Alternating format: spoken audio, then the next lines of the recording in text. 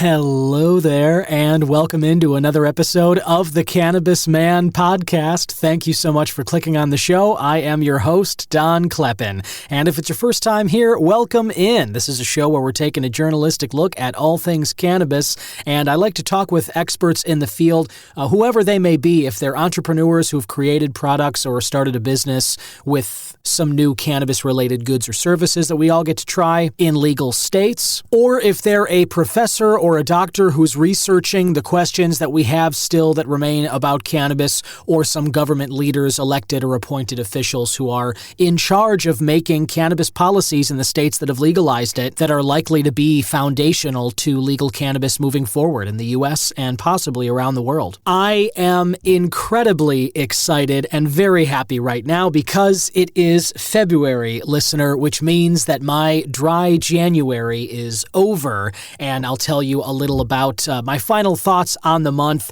and celebrate being finished with it properly here with you. I've got some products right here next to me that I'm looking forward to trying. I also have some news stories and events to tell you about related to cannabis, and of course my expert interview today. I am speaking with the COO of a dispensary company, a cannabis company who's operational in Arizona, Michigan, and Missouri right now, and they're expanding to Illinois along with Nevada and Massachusetts. And they're doing some really, really amazing things, including offering a discount to veterans every single day, which I think is crucially important. We get into that and a lot more during my interview later on in this episode. If you haven't already, go ahead and leave a rating or review for the show. However you're listening to this, if this is on YouTube, if you're listening on Spotify, Apple Podcasts, whatever platform you get your podcasts on, there's usually an opportunity to rate or review a show. And if you could leave one for me and this Cannabis Man podcast, I'd really appreciate it. It helps out a lot because there's tons of podcasts out there, and ratings and reviews from listeners like you help tell other people which podcasts are worth their time. And the more ratings and reviews a show has, it stands out from the rest of the podcasts out there. So that is greatly appreciated. And of course, you can become a subscriber to the Cannabis Man podcast. If you scroll down to the support the show link in the description notes, you click on that, it takes you to a Buzzsprout page and you can become a subscriber. If you do, you'll get an email thanking you from me and you'll get a shout out in the next episode. I really do appreciate the support. I can't thank you enough for listening and for supporting the Cannabis Man podcast. You can always follow the show at C-Man Podcast on Twitter and Instagram, or head to the Cannabis Man Podcast Facebook page. I'm always posting there. And you can email me at host@cannabismanpodcast.com. Any topics you want to see me explore, any guests, ideas, or products that you think are worth my attention, go ahead and send them into the email, and I will certainly take your thoughts into account. So with that said, I've got an interview to get to you. I've got lots of news and events to tell you about, and of course, getting into sampling some of these products after a miserable 31 days without using cannabis and some of those others during dry January. So without further ado, let's get into this episode of the Cannabis Man podcast.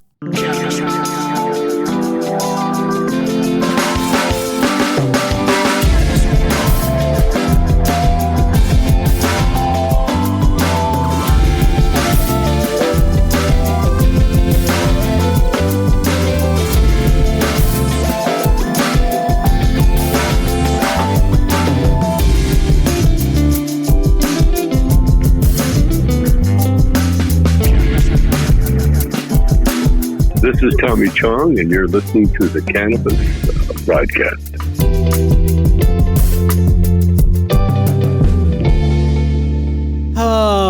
It is so good to be in February, listener. I don't know if you've heard any of the shows from this last month. If you haven't, I did my own modified version of Dry January. I've been telling people I did the full month, 31 days, with no alcohol, no cannabis, no added sugars, no caffeine, and no meat. And it was a brutally long month, I'll tell you. I've mentioned on the show a lot of things I experienced. I had trouble getting to sleep. I had a lot of trouble, fittingly perhaps, on January 31st, Wednesday night, getting to sleep, the final night of the month. I really had a hard time getting to sleep. Might have been my excitement looking forward to just being through the month, getting into the 1st of February and all that. So that final night, it was a fitful night of sleep, not very restful. My dreams were vivid when I did get down. I was tossing and turning the whole night. And there were several nights like that throughout the month of January. It was not that pleasant. But I'll tell you, I really came to enjoy how I felt day to day. My body, my mind, it all felt really good. And, one of the main reasons I decided to go through it is that I wanted to take a long tolerance break and reset my cannabis tolerance. And I can tell you that it has been reset.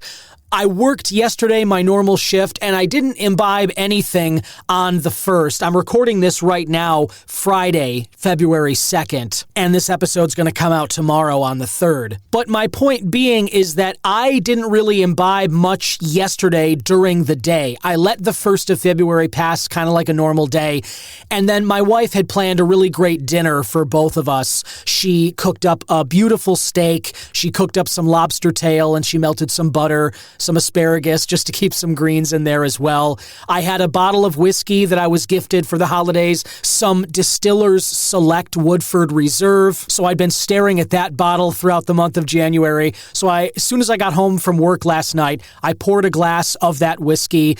Gretchen, my wife, plated up the dinner and set the table, and it was just a phenomenal feast. I got to tell you, that steak, I always love a good steak. I will enjoy it forever, but that one, after a month of no meat, boy, I was really like a kid in a candy store. I mean, it was like the first steak I ever had. I mean, it was just wonderful. And she also, without the added sugars, she also went out and got some sweets at this local shop by us in Edgewater here, Lickety Split. I have no affiliation with them, listener, but if you're in the Chicago area and you have the opportunity, you have got to check out Lickety Split. It's like this specialty candy store. Totally gives me vibes of Willy Wonka. They have all this old-timey candy on display you'd never see anywhere else. They've got a whole wall of sodas with flavors you just wouldn't believe. They've got a display case of all these handmade sweets. And every day they've got custard, soft-serve stuff. They have ice cream, but they have the concrete as well. You can kind of make your own with different toppings and all of that.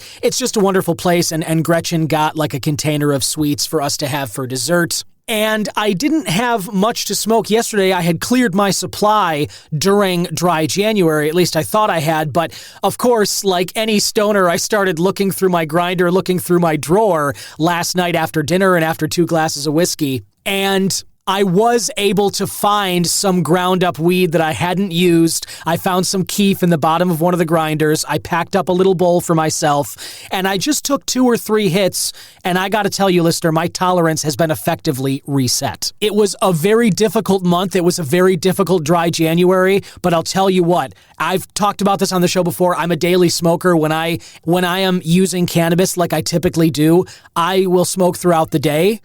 And so it gets to a point, as I'm sure you're familiar with, your tolerance gets real high. And so you might need several bowls, several joints, several concentrates or dabs, whatever it is, edibles, however you like to consume, you might need more than one, maybe several throughout your day to kind of get to the point that you want to get to. And I got to tell you, I was sitting there last night after dinner and dessert, and after like 2 hits on this bowl of a little bit of weed and keef, and I was just flying almost to the point of paranoia and panic. And I was just like, oh my goodness, like I was so high in a way that I hadn't been in I don't know how long. Last time I did a tolerance break, which was last year before my wedding in early May, I did a 3-week tolerance break leading up to my bachelor party, and then ended up going to the Rise in Mundelein to hang out as the first night of the bachelor party to kind of try some different products and stuff that I don't normally get to use. I gotta tell you, after that 3-week tolerance break, I noticed a little bit of a difference, but not that much. Like, for instance, I smoked a few joints that night. We used kind of this little gravity bong thing. I was very stoned at the end of the night, but I was still able to somewhat function. I mean, thankfully, I certainly wasn't driving or anything, but, we all took Ubers out to this place, and I remember getting home that night and, getting a good night of sleep and everything, but I wasn't altered to a significant degree. Last night, after this 31-day tolerance break, I took 2 hits on this, and it felt like my first time smoking again. That is not an exaggeration. I literally was sitting on the couch, silent, barely paying attention to what we were watching, totally in my own head, and I was just significantly stoned. And I can't tell you how thrilled I was. As much as I was saying I was panicking, I wasn't really panicking. I was just kind of in that sort of significantly stoned place where you are and your mind is running all over the place. That's where I was. And I gotta say, I was just so thrilled to be back there, was really happy that I made it through the month. It was difficult. It was not easy. It was easier than the first time I did it 4 years ago. But I gotta tell you, for my money, I think this type of tolerance break, this sort of, hey, every now and again, maybe twice a year, where I take a couple of weeks off and sort of do a little reset.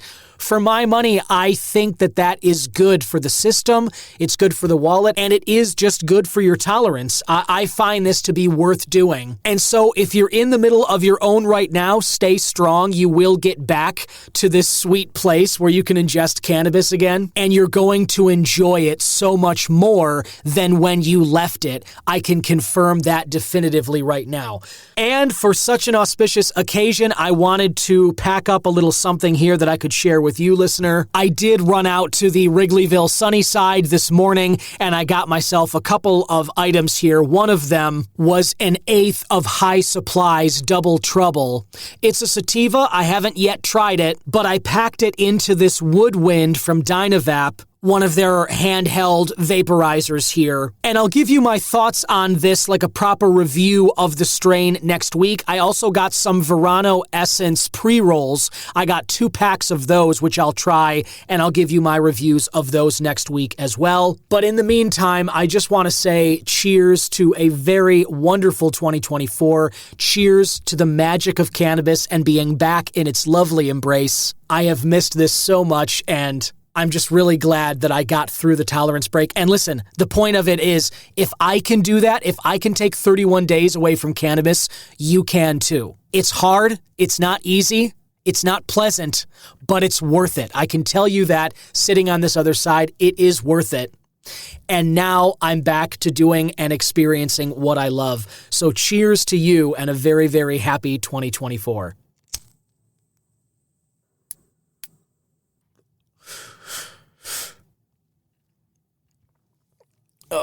Takes a while to heat up, but very nice.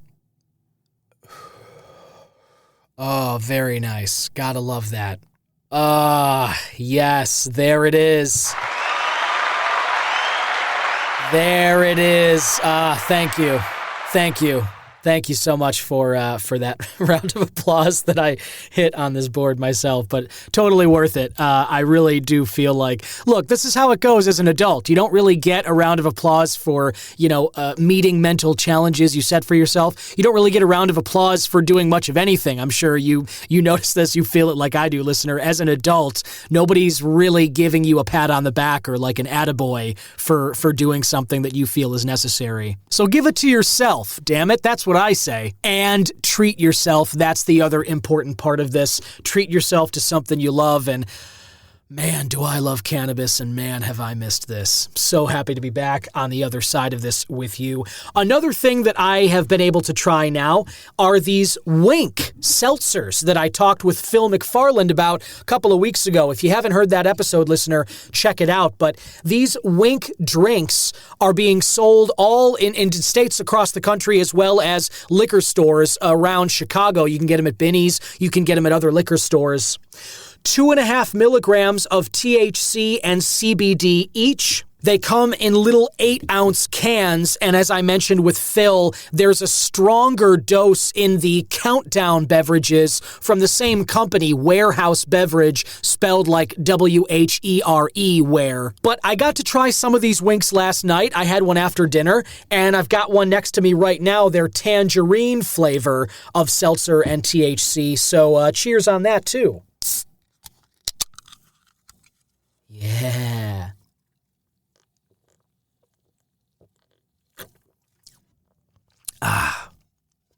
first thing that jumps out at me, it's the 8-ounce can, and I love the little 8-ounce cans for some reason. They're cute, you know? It's different than the 12-ounce can of beer or the tall boys, the 16-ounce, certainly. This is just a tinier can, 0 calories, 0 sugar.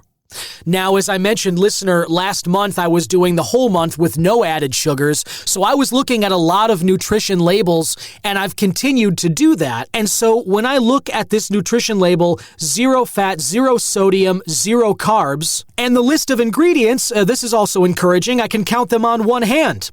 Carbonated water, natural flavors, hemp extract, ascorbic acid, citric acid, and THC derived from hemp. That's all of them. Now, in terms of taste, with no sugar, no calories like that, it's not sweetened. It is truly like just a seltzer with a little bit of flavor. It's not overpowering. This tangerine one I'm drinking now, it is not overpowering. It kind of hits your lips, hits your tongue and your throat, and that's really where you kind of notice it, and it disappears pretty quickly after that. But the bubbles of the carbonation are satisfying on the throat like a lot of seltzers are. I can really see this like Phil McFarlane was talking about. This is the kind of thing that I feel like is a social alternative to beer or to alcohol. You know, the fact that you can get these at liquor stores now, and I'm willing to bet that some bars are going to start carrying these as well. These Wink seltzers are great. Oh, goodness. Just took another little hit off of that woodwind, again, from Dynavap here.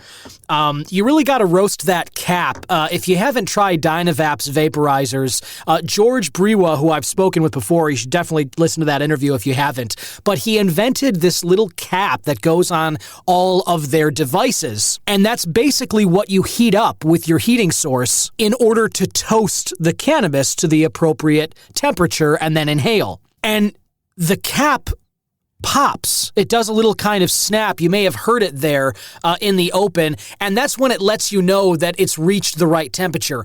I myself find that I like to roast it for a little longer after that point because you can actually make the smoke a little bit heavier, and you can feel the vape bite a little more, kind of like if you're actually just smoking it and lighting the plant itself. That's something I've noticed, so I like to roast it a little more, but boy, I just sent myself into a little coughing fit and I decided to mute the mic. I definitely didn't need to share that with you, listener, but wow, I'm already feeling my head spinning a little bit, and boy, it's just great to be back, I'll tell you. I am not going to get over it for a little while, I can tell. And another way that I'm looking forward to celebrating and kind of getting back into this swing of things is I am going to a cannabis party, a smokeout, if you will. I love going to cannabis events. I love meeting people in this community. It's so exciting, and so many people are innovating in a lot of excellent ways. And there is a very special smokeout that's being put on by Tree Huggers Chicago, started by Brenda Lee.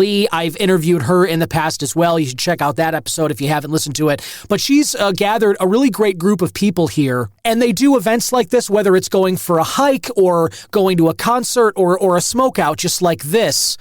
And you get a lot of like-minded people together. You can have drinks if you want to. You can consume cannabis how you'd like. And in this particular smokeout, there's going to be live music. There's going to be vendors there with their stalls set up where you can buy different cannabis products, check stuff out, meet some great people. Like I said, I'll be on hand for the whole thing. And this is at a speakeasy in Edgewater, actually, not that far from where I'm located. So it's a perfect location as far as I'm concerned. And these parties are so much fun. So if you are interested, if you're able to come tonight, being Saturday night, the 3rd, check out the website treehuggersshy.com, CHI, and you can get tickets there, find out the location and how to get into it and all that. And like I said, I will be there, as will a lot of other cool people, along with some great music, great food, good cannabis, good drinks. It should be a really good time, and I am really looking forward to it. Another thing I've been looking forward to, which I have not yet imbibed, that would be caffeine. I've talked on the show before, listener. You may have heard me say that I love cannabis and coffee. It's one of my favorite combinations. I like starting my days like that when I can. I have not yet consumed any caffeine. I've not had coffee. The tea that I have been drinking is caffeine-free still. The only reason I'm still holding off is that my wife and I are going to the Michigan Avenue Starbucks, the roastery there. That's like 4 levels. It's kind of a specialty thing. We're going there Sunday morning, and I just thought it'd be kind of a nice occasion to break my fast in terms of coffee. So that's where I'll be having my first cup of coffee, and I'm definitely going to bring some pre-rolls with me so I can have that combination that I love. We're also going to try this new donut place that opened in Chicago, Voodoo Donuts. It's out of Portland. I know they're very popular in the Northwest, but the first location in Chicago opened up last year, and so my wife and I are going to have our breakfast at Starbucks. We'll check out this Voodoo Donut place. It's going to be a great Sunday, but the reason I bring up coffee, not just to twist the knife a little in my own side, because I still haven't tried it, and I'm really, really looking forward to getting back into that too, but I bring it up because I'm wondering if you have tried Split Rock coffee. I've mentioned the last few weeks, listener, I have partnered with the Vouch Store. This is a store where they bring together small businesses and businesses worthy of support, and they connect them with content creators like myself who can kind of talk about brands and products that fit in with the message and what we're doing, and we can bring awareness to some of these businesses that we think are worth your support. And I believe Split Rock Coffee is absolutely one of those businesses. This is a veteran-owned business. This is a disabled-owned business, and their products are fantastic from what I've heard. Haven't tried them yet because I started this partnership during my dry month, and I've got some Split Rock on the way that I am going to try. But all the reviews I've read, everybody I've talked to who's tried this stuff loves it. I can't wait to give it a shot myself. And if you scroll down to the Vouch store link in the description notes,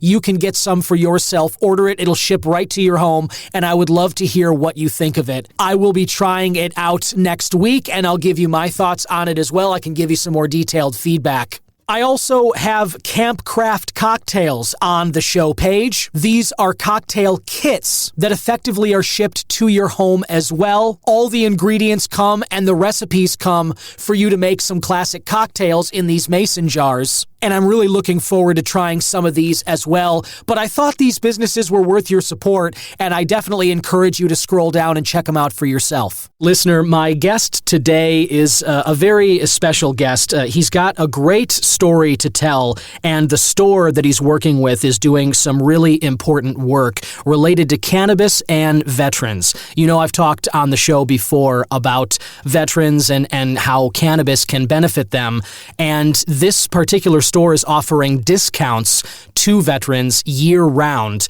which I think is fantastic. And they've got stores in a few different states. They're in Arizona, Michigan, and Missouri right now, and they're coming soon to Illinois and Massachusetts as well. And here to talk about all things the Mint and what their goals are and what products you can find there and that sort of thing is COO Raul Molina. Welcome, Raul. Thank you. Thank you for having me. Appreciate this. And always love to talk about veterans and appreciate the service. Yeah, of course. And that's why I just wanted to have you on to talk about this. Once I found out about the Mint, as we mentioned, you're already in 3 states operational, and you're coming soon to Illinois. So I haven't had a chance to go into the stores yet. But once I found out about the products you guys offer and offering deals to veterans, I just thought that was so special. So why don't we start with just you and kind of talk about how you got into cannabis? About 7 years ago, we kind of started delving into the cannabis industry. We applied in Arizona first. This is where we live. It's our hometown and home base. There was an announcement that the licenses were going to be handed out. We went in, we put in 20 applications. There was going to be 31 dispensaries that were going to be handed out. And they had about 1,700 different people applying. I'm going to be honest with you. We were very lucky. We were able to get 2 out of the 31 with our 20 applications. Wow. From there, we started an incredible journey. We started with our store in Tempe. From there, we've grown. At the moment, we have 6 stores in Arizona. We have 5 stores in Michigan and 1 in Missouri. And it's been an incredible journey. The amount of respect and the amount of people that I've met over the last 7 years in this industry has been incredible.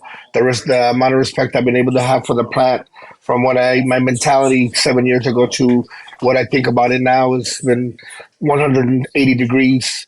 So it's been pretty cool to be part of the industry, and then on top of that, to be able to do things for people that could really use it, and I have found something that works for them has been even better. And it's always a great feeling to be able to do things for people. Yeah, I can only imagine, and bravo, because I think that it is important work, and as you said, these are people who need it, deserve it very much more, and are dealing with symptoms, on a regular basis that a lot of us really, wouldn't have to go through, can't even relate to sometimes, and I think, I've talked about on the show before about how with Western medicine, especially here in the U.S., the healthcare system, I don't want to generalize, but a lot of the time I think that doctors look at, whatever the disorder is, the disease, and they try and treat it one by one, or they don't look at it holistically. And then when they do prescribe things, as we know, there are side effects with pharmaceuticals, and then they prescribe something else. And before you know it, people, veterans especially, are probably on 10, 20 pills throughout the week or the month. And if cannabis can offer them relief from their symptoms just on its own without some of those really negative side effects, I'm all for that. One question for you, you mentioned your perspective on the plant's kind of done a 180 over this time that you've been working with the mint. I'm just curious, had you not experienced cannabis before, or was it kind of a first, was this just an introduction for you, starting with the dispensaries in Arizona? It was my introduction to the cannabis world. Before that, I didn't really have a whole lot of dealings with it. And as I entered it, doing past projects and working on other things, I had always had the mentality where if somebody was a cannabis smoker, it was probably somebody that couldn't accomplish a lot or be very successful. And in the past 7 years, I've met so many very capable people and very successful people that consume cannabis, and along with seeing a lot of people who have different types of ailments and things that are pressuring them in their life, and it's gave them a whole new view of life and been able to allow them to experience things differently than whatever they were suffering or going through. So it's definitely been eye-opening. Now my sentiments are 100% opposite of what I used to think. And it's just been nice to be introduced to a lot of really cool people that have, overcame different challenges in life and used cannabis with it. And being involved in the industry, you get to hear a lot of these stories, and it's part of the feel-good part of the industry where, you're doing some good. There's always the people who consume because they enjoy it and that's what they want to do. But then there's the people who really need it and it's really helping them. And that's always incredible and awesome to see. I think you're certainly not alone in that. I talk on the show a lot about the sort of the lingering stigma, which is there. It was a concerted effort last century to paint cannabis as a negative all throughout. And the reputation still exists today. So I just mean to say you're certainly not alone in having felt that way. And I think it's so awesome that you got into the field and you've been able to not just, see firsthand how it improves the quality of life for people, gives people in a lot of cases a new lease on life when they're using medically. And then, of course, as you say, there are people, those of us choosing to just use it recreationally too. But that change, it's going to be hopefully happening for a lot more people, because there are still so many people out there who don't know what cannabis can offer in terms of quality of life improvements. And that's something as these state by states are legalizing, and hopefully, again, as we're all waiting for the DEA to maybe make an announcement on rescheduling, get some federal support in here, that's only going to grow and increase. But as it is, there's a lot of excitement and a lot of happiness in this cannabis field. And I just think it's so fantastic, as I do the work that you're doing at the Mint. So you started in Arizona, you moved into Michigan and Missouri now, and as I said, you're coming into Illinois and Massachusetts. Let's just, if you can, I know it's got to be one of the things I talk with business owners and entrepreneurs about is operating in different states and kind of the difficulties that presents, because each state right now is like its own island in terms of cannabis laws and policies. So Arizona has its own way of doing it. Michigan has its own way. What has it been like to kind of open stores in these different states, and what's been good or maybe difficult about doing that? It is difficult because you're right. Every state has very different laws, and what you're allowed to do in one state is very different from what you're allowed to do in another state. We were able to get a nice footprint and a nice plan in Arizona, and we've been able to execute it in other states by going in, using a lot of the same things that we're using, creating efficiencies between the stores in Arizona and corporate in Arizona and our stores in the other states. We have an incredible vice president of retail operations that has gone out and he's created the atmosphere, he's created the culture, he's created a program where somebody can be interchanged from one state to another, even though the laws are different, by making a base model of training that can be used everywhere and then tweaking the rest to the state where we're operating in. Michigan has metric, Arizona doesn't, and those are little things that, affect one state or affect the ability to work within one state or another, or having to come up with a whole different program for one state or another. But we try to normalize as much of it as we can, create, the efficiencies throughout all the states. And then after that, we ourselves in management need to understand, well, the laws of the state. So we kind of jump into that and really engulf ourselves in all the knowledge. And then we can, at that point, it's a little bit easier to operate and be able to hire the right people in those states. To be honest with you, what's probably gotten us, what's made it feel like it's not that hard has been the quality of people we've been able to hire. There's a lot of quality people in the cannabis industry, and it's a different passion. It's not just like any other industry where you're running a factory and you're making cups.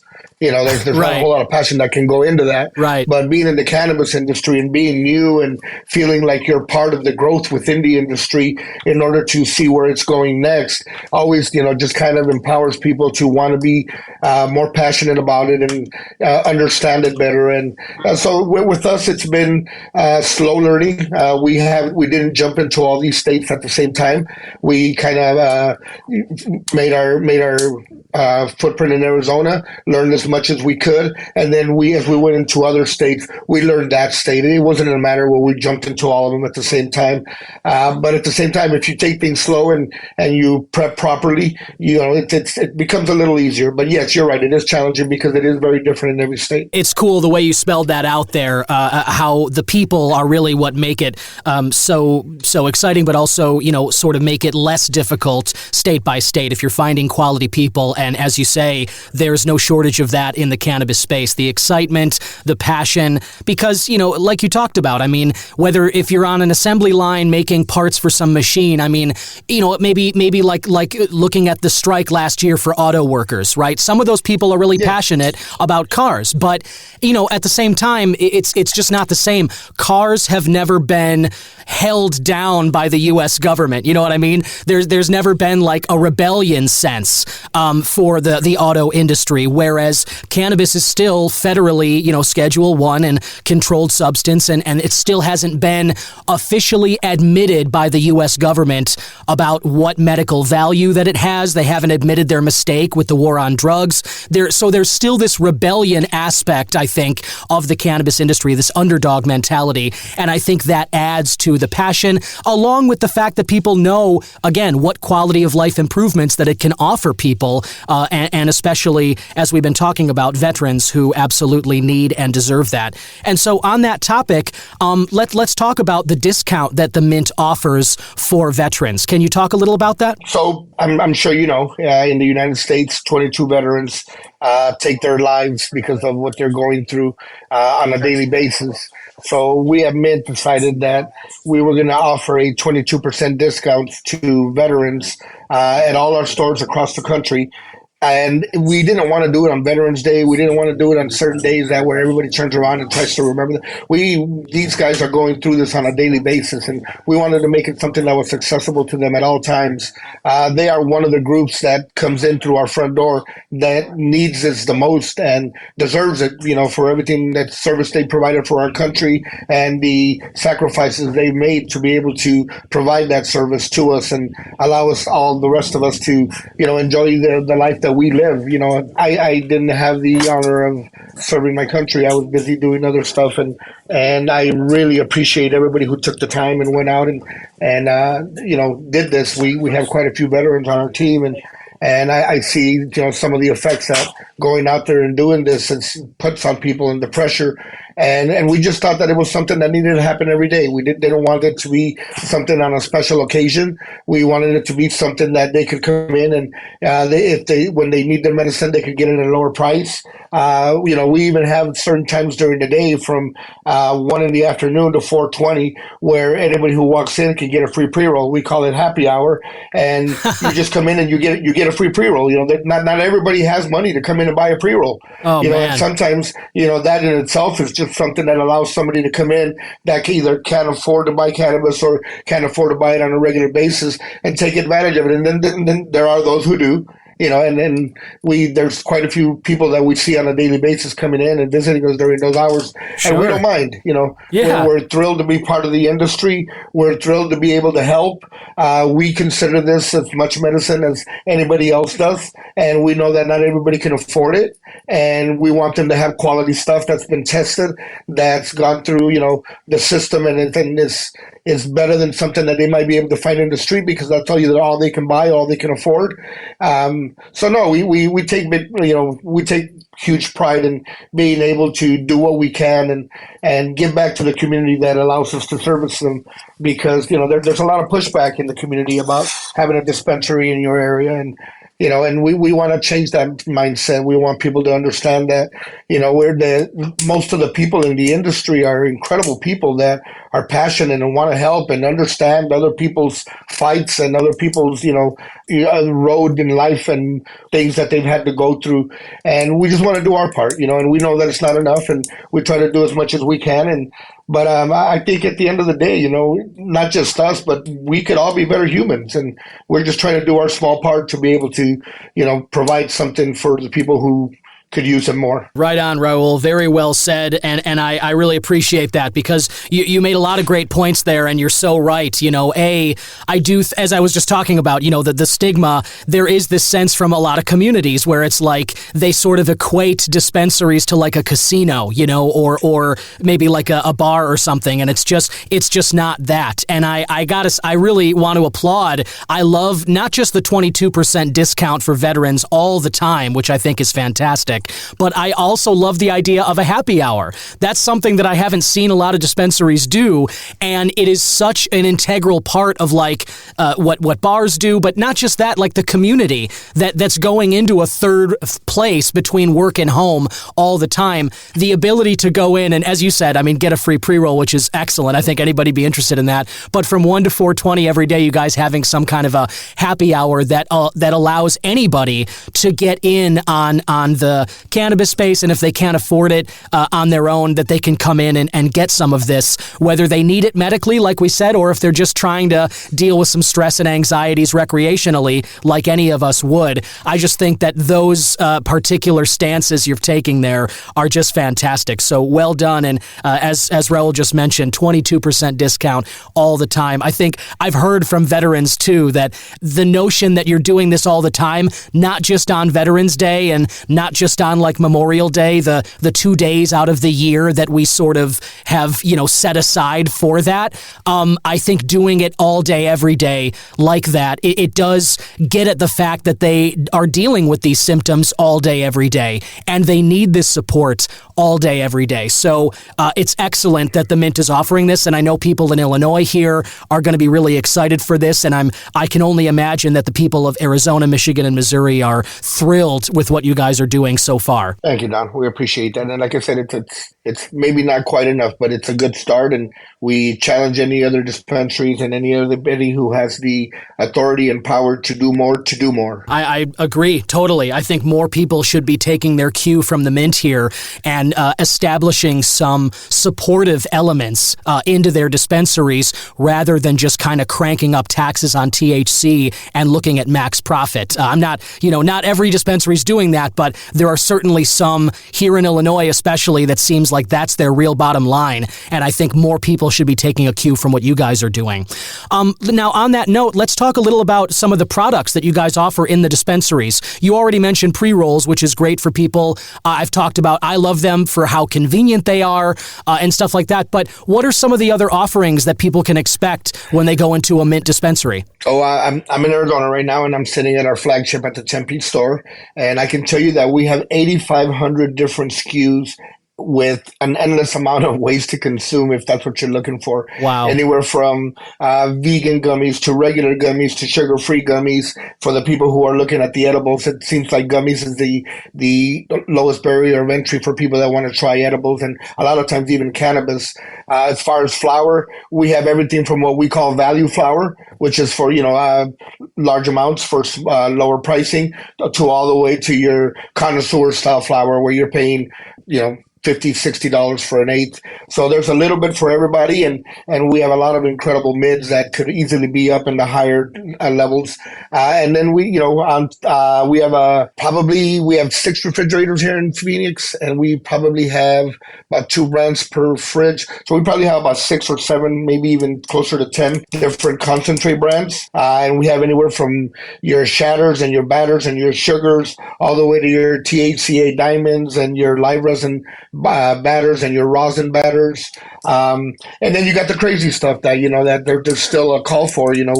We actually have suppositories, we have topicals, we have cannabis and THC in the forms of pills that you can take on a daily basis if you don't want to smoke or don't want to use a vape pen, or are trying not to do anything that's sweet. And a lot of the edibles that we have tend to be on the sweet side, so it's basically a little bit for everybody. It's from the stuff that I was very surprised when I saw it coming to the market, to the good old flour that everybody loves and likes to sit there and break apart and roll your own joint and enjoy it on a Thursday afternoon. So it's basically something for everybody. Sure. Now we have the privilege here in Arizona to have the only cannabis kitchen in the country. We actually have a kitchen at our Tempe location where you can walk in and you can buy a pizza, you can buy hot wings, you can buy chicken strips, you can buy a chicken sandwich. When the chicken sandwich wars were going on between Popeyes and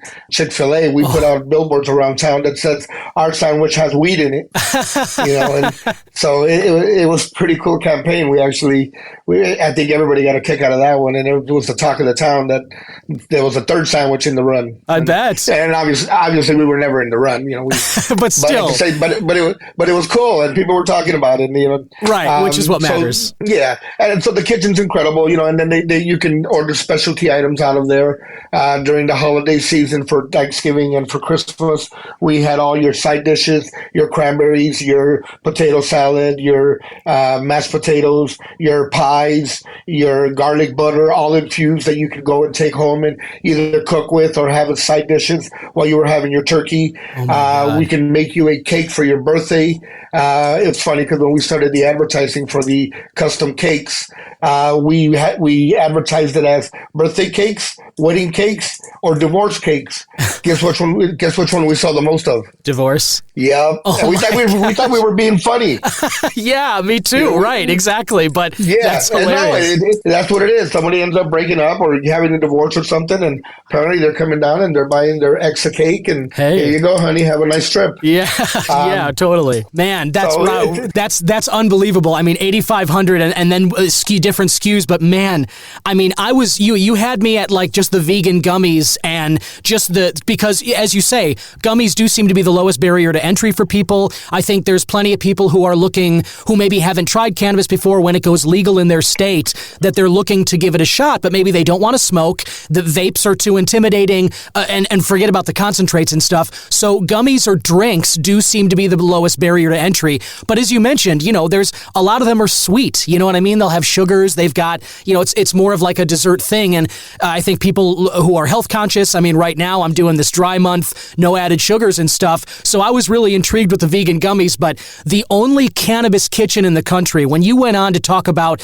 pizza and the Thanksgiving dinner that you guys did and wings and sandwiches, I mean, God, I'm looking at plane tickets to Arizona right now, and I want to come there. And man, I don't know if you guys are planning this for Illinois too. I'm sure that again, regulations will be different here, but even just some of those products you were talking about, man, I just cannot wait to get to try some of these at the Mint. Man, that sounds amazing. If you ever work your way down to Arizona, give me a call. I'll give you a personal tour, and I'll feed you out of the kitchen. I will take you up on that, my man. I really appreciate that. Well, Well, let me wrap this up by just kind of, again, just saying what a wonderful job I think you guys are doing there. It's really important, to not just offer the variety of products, like you said, because you want to meet people where they are. And everybody has a different, not just taste, but maybe different specifications or different symptoms that they're dealing with, and health concerns, like something like a suppository, like you mentioned. I didn't even know those existed, but I can see why that would be helpful for different reasons medically for people. The fact that you guys are meeting people where they are in so many different ways, and you're expanding state by state. So, listener, if you're in Arizona, Michigan, or Missouri, definitely go check out your Mint dispensary. And everyone in Illinois, Massachusetts, and Nevada, get excited because the Mint is coming here too. And let me just ask you one more thing, Raul. What are future plans for the Mint? You guys already are, you have a lot going in that Tempe store with so many products in the kitchen. What's next? What's on the docket that you guys are looking forward to at the Mint that people can get even more excited about? I think the biggest challenge that we have in front of us is continuing the culture we've been able to develop, and the medical first approach that we try to provide, and trying to make sure that we have something for everybody, like you said, whether it's what they're able to consume or eat, or even a budget. So I think that being able to maintain the atmosphere and everything is going to be probably one of the challenging things, but with the right people, I think that will be accomplished. And then one of our things that we're kind of looking forward to this year is we're expanding in Arizona, but we're also expanding into Nevada. And by the end of the year, we will have a dispensary on the Strip. And wow. I'll be honest with you, I get excited about little things, and I get excited about big things. This is one of the big ones. Yeah. And I think it's going to be real cool to represent Mint on the Strip. And, our approach there is going to be a little bit different than everybody else. Everybody else out there, the mentality is that we're on the Strip, we're in Nevada. It's mostly tourists. We're going to be able to take advantage of them. They're going to pay whatever price we put on the product. We're going to try to offer a fair price on the product, and we're hoping that's going to make it somewhere as a destination point, that when you arrive in Nevada, you know that you can buy a joint at a regular price at Mint instead of getting charged $28 for one joint because you're coming in from a state that either doesn't have it or a country that doesn't have it, and they know that you'll pay the price. Right. So that's part of it. And then the other thing that's been very fulfilling in the past couple of months that we've done, and like I said, some of the little things. At our Tempe location, I have a 135-foot flagpole, and we hung a 50 by 30-foot flag, and it's so beautiful. Oh, man. I mean, I can only imagine. The little things. You're sitting there. It was kind of windy the other day, and it was standing straight up, and I was getting off the interstate, and I could see it all the way from the interstate. And, sometimes it's the little things in life that make all the hard work and everything that we're up to, and the whole team and everybody who does everything. It's the little things at the end of the day that make you smile, So right on. It's kind of cool. Yeah. It's a cool industry to be a part of. It's incredible we take us the responsibility to make sure that we put our best foot forward to eliminate some of this taboo, some of this stigma, and, and reach out to more people so that they can try it and experience some of the benefits. And if not anything else, the relaxation that it brings you, as a consumer in the industry. Right on. Well said again. And I think that you guys are succeeding in what you're doing, what you're setting out to do. And I really look forward to seeing the kind of impact that the Mint is going to make on society here in the years ahead. And as I've been mentioning, listener, if you're a veteran, head on into the Mint and you can get that 22% discount all day, every day. And everybody else, check out that happy hour, 1 to 4:20 every day. Sounds like a great time to head over to the Mint wherever you are. And man, that Nevada one, I think that those ideas you just put out there, I think people in Nevada are going to really appreciate that, because you're totally right. I think they focus so much on the Strip in Vegas for all the tourists, and they just, it's everything is charged so much. But there's a lot of locals that live in Nevada, and I know they're going to appreciate the price point you're talking about at the Mint dispensary. So that's also very exciting. And like I said, keep up the great work. I can't wait to see what kind of impact you guys are making here. Thank you, Don. Appreciate you. Anytime you're in town, swing by. Will do. All right. Thanks. Raul Molina, COO of the Mint. Much appreciate you stopping by today. Thanks. And there you have it, listener. One more time, I'm thanking my guest, Raul Molina. What a guy. What fantastic ideas and work they're doing at the Mint. I mean, to offer a 22% discount every day to veterans. Why? Because 22 veterans commit suicide on average every day across the U.S. That is such meaningful motivation for a business to do what they're doing, because that is a group that obviously needs our support and deserves it. They served this country. They signed up and put their lives on the line. And now a lot of them have to deal with physical ailments, mental ailments that a lot of us will never even have to consider because of the sacrifices they have made. So that's why I thought this was worth bringing to your attention. I cannot wait until the Mint opens here in Illinois, and you'd better believe I'm definitely going to check out their locations in Arizona and Nevada when that one opens on the Vegas Strip later this year as well. But if you are somewhere where there's a Mint in operation that you can get to, highly recommend you go check that out. I mean, what other dispensary do you know of right now that's giving out free pre-rolls as a happy hour incentive between the hours of 1 p.m. and 4:20? I think that is another fantastic innovation, and it's an example that I hope other businesses start to follow, because this cannabis community, we need happy hours too. On another note, listener, there's a news story that I thought was worth bringing to your attention. This one's from Marijuana Moment, a publication I've brought up on the show before. I will share this article on the show's social pages. I encourage you to read it, but I'll go through the gist. Scientists develop new method to test for recent marijuana use with 96% accuracy. Now, the study was funded in part by the National Institute on Drug Abuse, NIDA. It was published in the journal Clinical Toxicology. And this study brings up, the authors wrote what I have talked about on the show before in the past, which is that police often currently are relying on basic THC blood tests for evidence of possible intoxication in criminal investigations, like after car accidents happen. University of Colorado researchers pointed out these testing standards that can be unreliable, especially for frequent cannabis users. And this is what I've said in the past too, but this is their quote. Since THC accumulates and lingers in fat tissue, daily cannabis users may maintain constant elevations of THC in the blood even long after the psychoactive effects abate. That is exactly what I have said on this show before.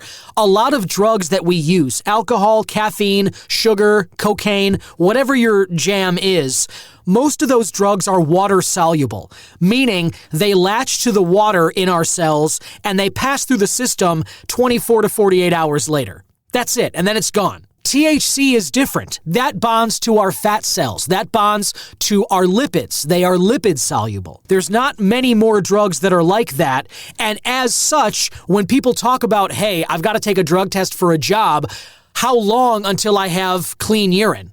Well, that's a really difficult answer, and it depends on a few different things. What's your body fat level? What's your activity level? How often are you smoking? And the answer is different depending on the person, which is why you can see that testing somebody, just doing a basic THC blood test on everyone, that is not a good method for police to test if you are currently intoxicated by THC. That's really the kind of thing that we're talking about. There's a nuance here between it being in your system and it actively affecting your state of mind. Alcohol, we've normalized it. We have a blood alcohol concentration test. There's a whole system of numbers that the entire country uses. If you're above 0.08, that's illegal. And then that's, you got to face the consequences for that. But again, that's because they know that if that amount of alcohol is in your blood, it translates directly to some symptoms of inebriation. It affects your mind a certain way when that amount is in your blood. You're under that influence right now. With cannabis, just because you could blow a THC test out of the water if you're a regular user, maybe your levels are high. But in terms of if you're actively influenced, psychoactively, if your mind is altered currently by those levels in your blood, That is something for which we do not have a good test at the moment. And so the article goes on and says a more accurate method of testing for recent marijuana use, the researchers found, is by analyzing the molar metabolite ratio of THC to THC-COOH in the blood. If a person's ratio of the active and inactive metabolites meets or exceeds a 0.18 cutoff point, quote, you can feel pretty confident, parenthesis, with 98% specificity, end parenthetical, that the person just used within the past 30 minutes. This is incredibly exciting. This kind of numerical cutoff point, this discovery of a new ratio to measure in order to give a snapshot into, hey, is someone under this influence right now? This could be huge in normalizing cannabis. This could be the kind of thing that gets the DEA to get up off its ass and actually reschedule this thing to Schedule 3 like it should. The ability to regulate this, not just in its sale and its transport across the country and all that, but in terms of the rules we have for its usage. A test like this to find out not just if it's in your system, but if it's actively affecting you right now. This is the kind of thing we've been waiting for in order to move the threshold of normalization forward. So anyway, there's more information in this article. I will share it as I normally do in the show description notes. You can scroll down and click on that link and it'll take you to this article. But I thought that was worth bringing to your attention, certainly. Here's one that I thought was interesting as well. The NFL is partnering on a new study using CBD to treat pain and protect from concussions. Now, this is a big one, especially given the Super Bowl is next weekend. A lot of people are going to be paying attention to the NFL. And I talked about this with Dr. Ari Grice, who's the pain management physician with the Philadelphia Eagles. If you haven't listened to my interview with Dr. Grice, I highly encourage you to check that out after this. We talked about exactly this in terms of how many players use cannabis in terms of pain management, how viable cannabis is as an alternative to opiates for chronic pain in everybody, but certainly as well for NFL players. And it was hard to say during our interview if the NFL was ever going to change its stance on these things. I mean, look, given that the NFL, they always seem to take their cue from Congress. They don't want to ruffle any feathers and potentially, ruin any business opportunities. I get that. But the fact is, I mean, something like 93 out of the top 100 broadcasts last year were NFL games. Like, it's a behemoth, and the fact is what the NFL decides to do could go a long way toward influencing some policy in this country. So the fact that they are partnering with Canadian researchers on a clinical trial to test the safety and efficacy of CBD for pain management, as well as neuroprotection from concussions, this is major. They say the phase 1 trial will involve 35 people who will get either a placebo or CBD-rich cannabis extracts to test whether it's, quote, safe, well-tolerated, and without adverse physiological and psychological dysfunction for daily use. I think that bit of it, the daily use part of it, is also key, because anybody who's trying to manage chronic pain knows this is a daily thing. You're going to be taking it every day. So we need to be testing if there are any issues with doing this every day. Now, you and I, likely, I'm sure you may be a daily user like I typically am, you and I know that there are no adverse side effects from this, especially just CBD. But an NFL-funded study and the results of it, which I'm, spoiler alert, I'm pretty sure the results are going to come to find what we already know and just say that CBD is a great alternative for pain management. But to have the NFL put out that press release whenever these results come in, and then maybe take those findings and move forward, allowing their players to use CBD or other cannabis products the way the NBA is, that could be a major signal, not just to a bunch of people around the country, but to the government as well, that this is something worth doing. So anyway, I'll go ahead and share that article as well. I thought that was big news. And I don't know if you have any opinions one way or the other on the Super Bowl, listener. I was rooting for Ravens-Lions in this Super Bowl, and I think we just had the 49ers and Chiefs a couple of years ago. So it just feels like a repeat, and these are two super teams, and I'm watching for the commercials this year, honestly, and and playing a drinking game as to how many Taylor Swift sightings we get during the game. And finally, this one I thought was interesting as well. This is from thetiger.com, THAIGR. I will share this article as well, but I thought this was interesting. Now, I've talked about Thailand on the show recently. Thailand made the decision, which shocked a lot of people. After medically legalizing cannabis, they decided to fully legalize it recreationally for about a year. And then just a month or so ago, they decided to go the other way and once again prohibit it for adult recreational use. But it is still medically legal there. And this Tiger article is headlined, Thailand's Cannabis Boom, Mega Economic Impact Unveiled. This was published yesterday, February 1st, from when I'm recording this. And I'll read a little bit of it, and as I said, I'll share the article so you can go through the rest of it yourself. I read through it already. I found there to be a lot of good and fascinating information here. But the intro is that Thailand's journey into the cannabis market is a tale that's capturing the attention of many across the globe. While the country's recent move to legalize medical cannabis in 2018, it's not just the local landscape that's changing. There's a ripple effect being felt far and wide. This bold step is positioning Thailand as a key player in the global cannabis scene, sparking curiosity about the economic implications that follow. Now, what they're getting at here is that medical cannabis is becoming increasingly accepted worldwide, but in Asia, not so much.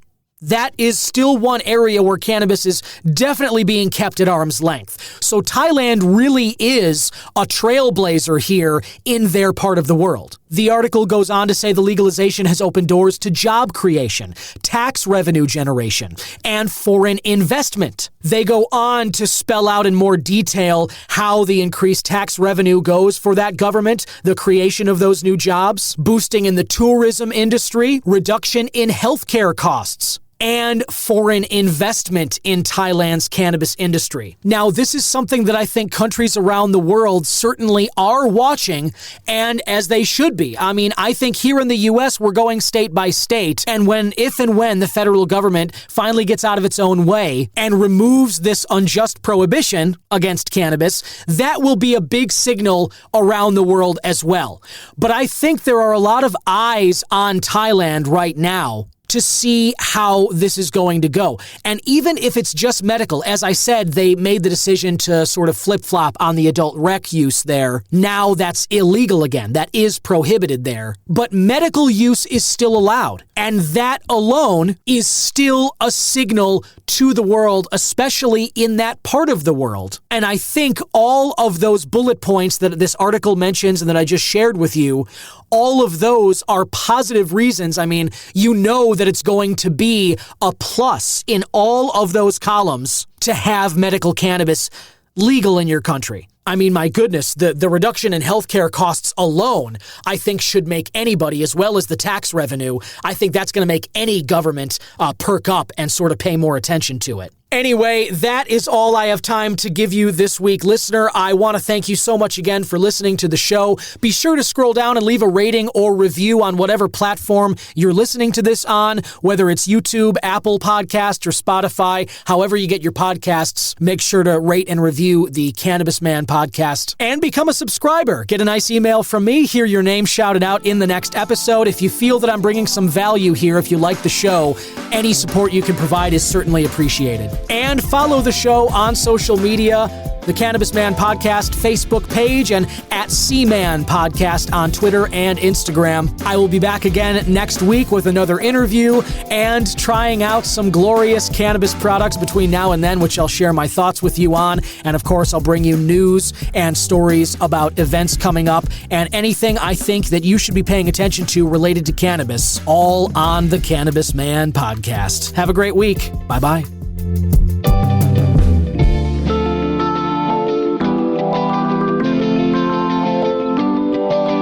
Cannabis Man is 100% originally crafted by myself, Don Kleppen. Original theme music written and composed by Yusu Kim, aka Good Son.